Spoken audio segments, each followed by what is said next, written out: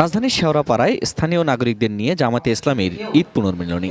প্রধান অতিথি হিসেবে যোগ দেন এ এলাকার সংসদ সদস্য ও বিরোধী দলের নেতা ডাক্তার শফিকুর রহমান। এ সময় জ্বালানি তেল ও বিদ্যুতের দাম বাড়ানোর সমালোচনা করেন বিরোধী দলীয় নেতা। বলেন, চালাকি করে এই মূল্যবৃদ্ধিতে জামায়াত চুপ করে বসে থাকবে না। সংসদ বসবে 7টায়, বাজেট অধিবেশন, তার আগেই সব বাড়ায় নেওয়া হলো। এটা কি সংসদে আলোচনা করেন? আমরা আলোচনায় অংশ নেই, তারপরে দেখা যৌক্তিক জনগণ দেখবে, সেটাই হবে।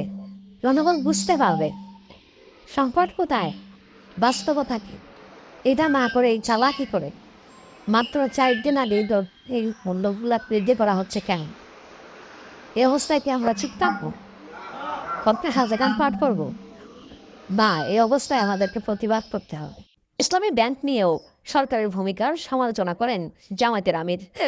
ব্যক্তিতে ইসলামী ব্যাংকের এখন বোর্ডের চেয়ারম্যান বানিয়ে দেওয়া হয়েছে, যিনি পালিয়ে গিয়েছিলেন, যিনি পরিত্যক্ত, যিনি প্রেসিডেন্ট। 210 টাকা ডিপোজিট থাকলে আমি এই ব্যাংকের মালিক। আমার এই সত্তা নিয়ে কাউকে টানাটানি করার সুযোগ দেবো না। আমি সামনে গিয়ে বুক করে তাহাই বলবো, যতগুলি আমার বুকে মার। জনগণের স্বার্থের বিরুদ্ধে যে কোনো পদক্ষেপে ডিজিটাল হিসেবে সংসদ ও রাজপথে রুখে দাঁড়ানোর কথা বলেন জামায়াতে ইসলামের আমির ডাক্তার শফিকুর রহমান। একদম তো পালিয়ে গিয়েছে পাশের দেশে, বাকিরা কোথায় যাবে আমি জানি না।